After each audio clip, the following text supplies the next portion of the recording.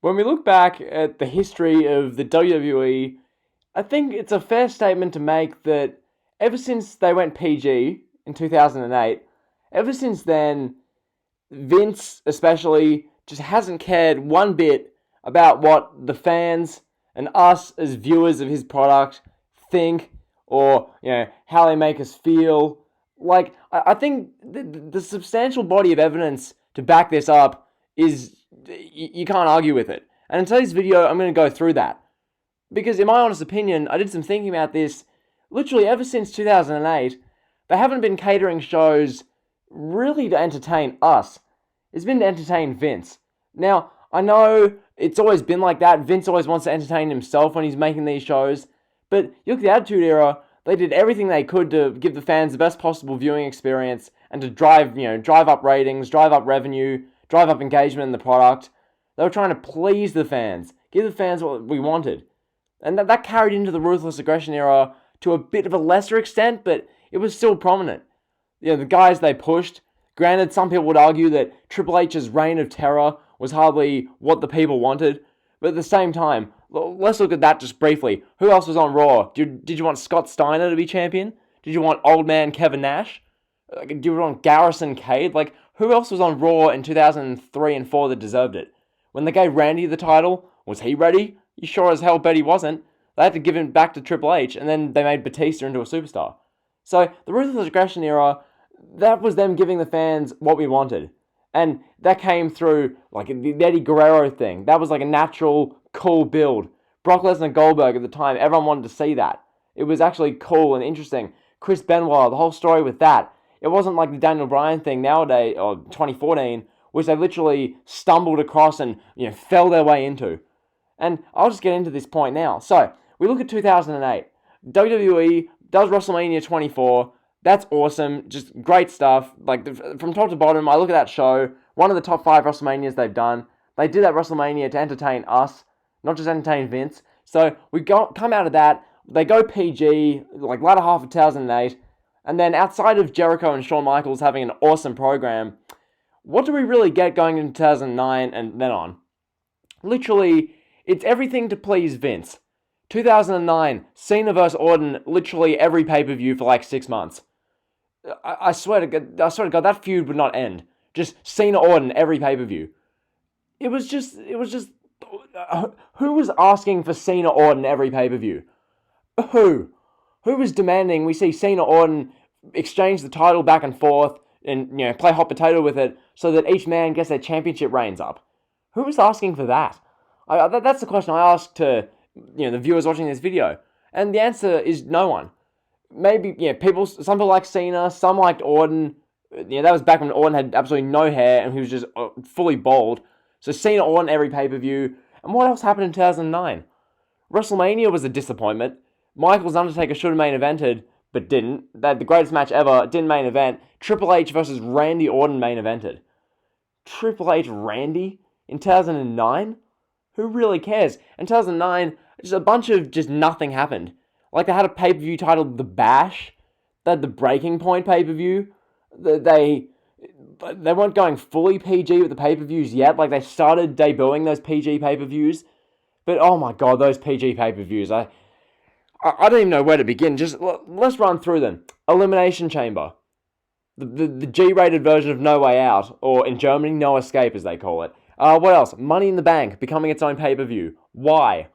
Why did Money in the Bank become its own pay-per-view? Night of Champions. That was a thing in 08, but that was really when they started to introduce these crappy PG era names. TLC as a pay-per-view. Hell in a Cell as a pay-per-view. Extreme Rules.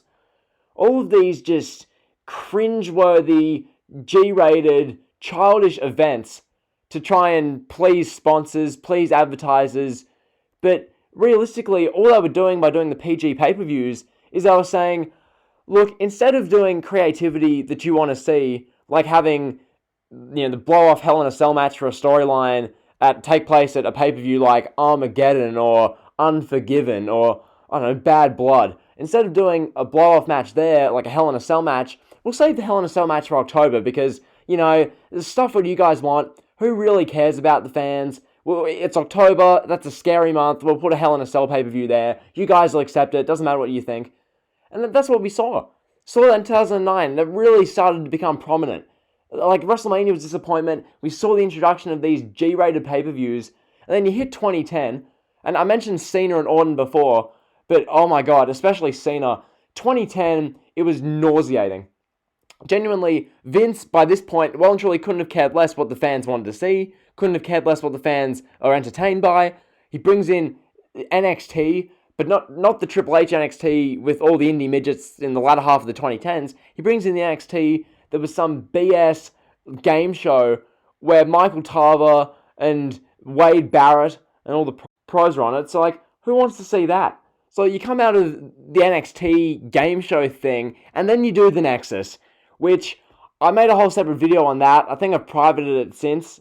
It's probably still up, I think, actually, but I don't know. I made a whole video about the disaster that was the Nexus, and how 2010, after Shawn Michaels and The Undertaker had their streak versus career match at WrestleMania, and after WrestleMania season, 2010 took a dive off a cliff with pay-per-views like Fatal 4-Way, the first ever Money in the Bank pay-per-view, the first ever Extreme Rules pay-per-view, or the second ever, and just all these disastrous, just G-rated, cringe-worthy pay-per-views with the anonymous Raw general manager, heel Michael Cole, the Nexus beating up all these main eventers, Cena conquering the Nexus, Kane, like bold, old man Kane versus The Undertaker as like a part-time World Heavyweight title thing on SmackDown.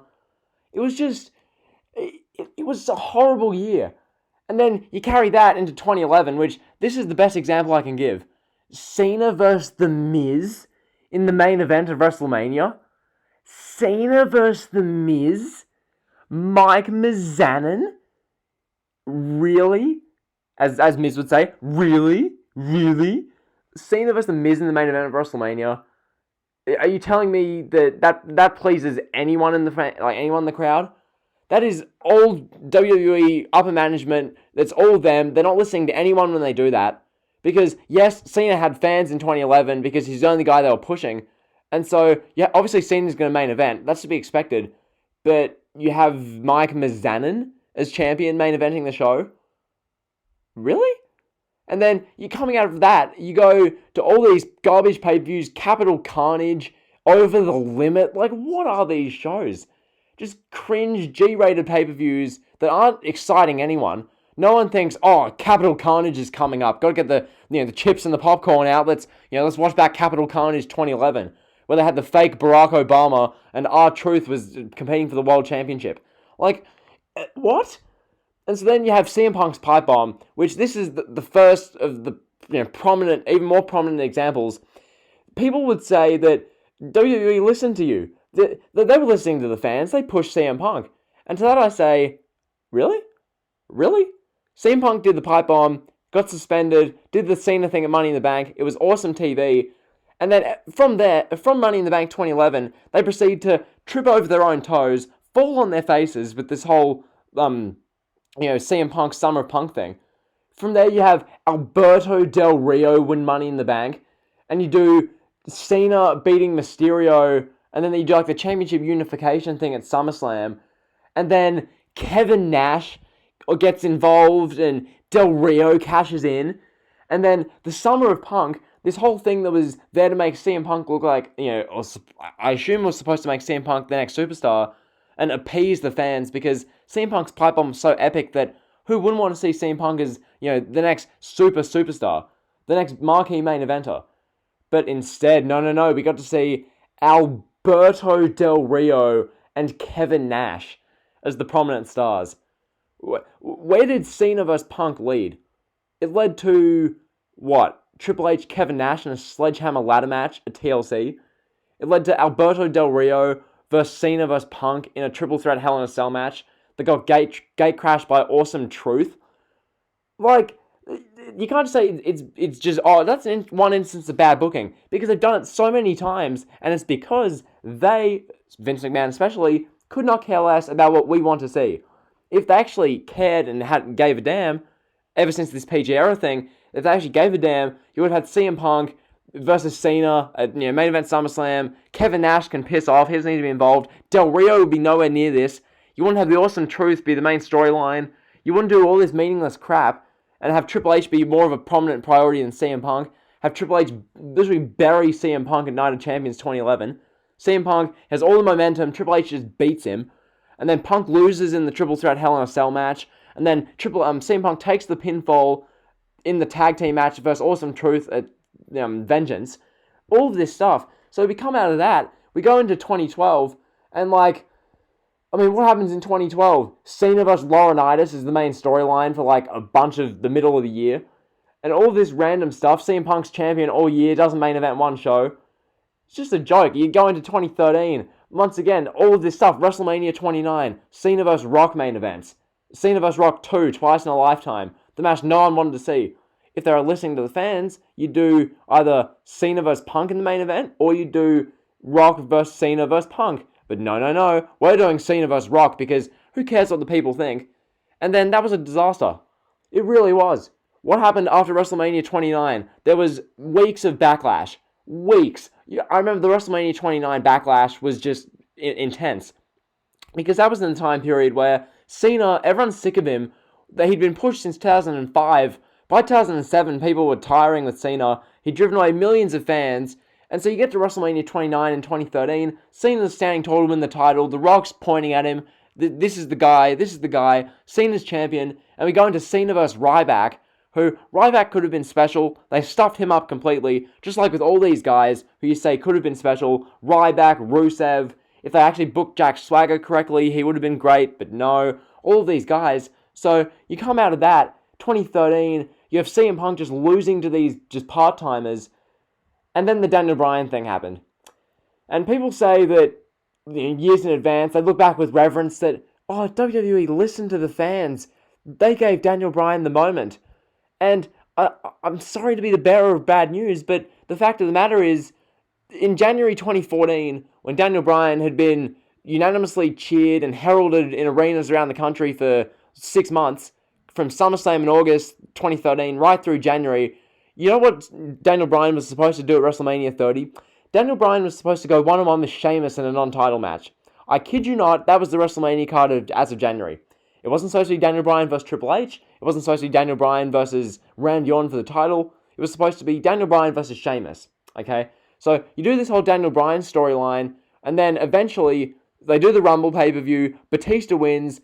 Once again, personally, I didn't hate that Batista won, because it's Batista, he's a mainstream superstar, but the timing was just so bad. It really was. It just wasn't the best.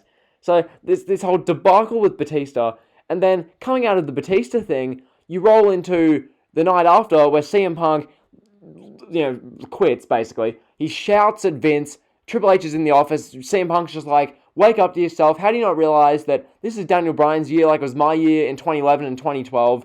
What are you doing? Why isn't Daniel Bryan in the main event of WrestleMania? Why are you having Batista versus Randy Orton main eventing? Because no one wants to see that, Vince.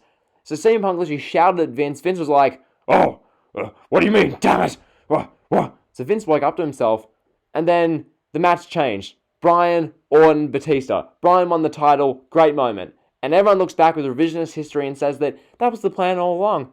I'm sorry. No, it wasn't. The plan was CM Punk, Triple H, non-title, Batista, Randy Orton in the main event for the championship, and Daniel Bryan versus Sheamus, alongside Big Show Kane on the card.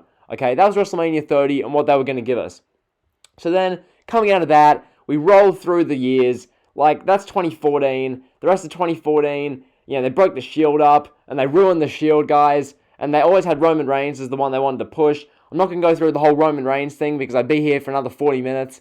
I don't want to just do the Roman Reigns agenda video all over again. If you want to hear my take on the Roman Reigns agenda, go watch that video. It's 40 minutes long, pretty good watch. So, the Roman Reigns thing happens. They clearly don't listen. And look, I get they want to make top stars. They tried with Roman Reigns, but here's the thing: Batista. Look at Dave Batista. The way you booked him and had his first coronation as champion versus what we did with Roman Reigns. Having Reigns win the Rumble when no one wanted him to win. Having Reigns versus Lesnar. And then Rollins cashed in. So you prolong the inevitable. And then Reigns won the title in December 2015. And the fans were cheering him for 2 weeks. And then the fans were like, now we're going to boo him again. And then you roll into 32. Reigns, Triple H in the main event. As if anyone wanted to see that. And I don't know. literally, like, it's just, they don't listen, they don't care, that they really don't. And then looking at 2019, let's, take your pick. What do you want to talk about in 2019? Oh, Kofi Mania. What about it? That was supposed to be Mustafa Ali. If you remember back a year ago, Mustafa Ali was supposed to get that push. Mustafa Ali got injured. Kofi took the spot. Everyone got behind him and he won the title. And he held it for 6 months. That would have been Mustafa Ali, not Kofi. So throw that out the window. And that's literally the only example you can really think of. Because otherwise, they just give us bad content for the sake of it. So that's the video. Hopefully you enjoyed. Be sure to like, comment, and sub. Just talking about how ever since 2008, when WWE went PG, have we had anything which you can concretely say is them really listening and trying to do what's best for the fans and not themselves? Because people talk about Daniel Bryan's WrestleMania 30 thing. No, that wasn't the plan. It was Bryan versus Sheamus up until CM Punk shouted at Vince. That was what changed it. It wasn't the fans. We look at, CM Punk's whole thing, the Summer of Punk. They ruined that with Del Rio. They ruined that with Kevin Nash. Awesome Truth. CM Punk was an afterthought. They didn't want to push him, but CM Punk was too popular, so they had to give him the title. So throw that out the window. Kofi Mania. They were going to give it to Mustafa Ali, but then Kofi, got the opportunity because Mustafa got injured. So throw that out the window. Like, anything that you really wanted to see, they've either not listened to at all, or if they've given it to you, they've been gritting their teeth. Vince doesn't want to give you Kofi Kingston. Vince doesn't want to give you Daniel Bryan. He doesn't want to give you CM Punk. He doesn't want to give any of these people. He wants to push Roman Reigns, but he pushes him so poorly that no one wants to see Reigns at all.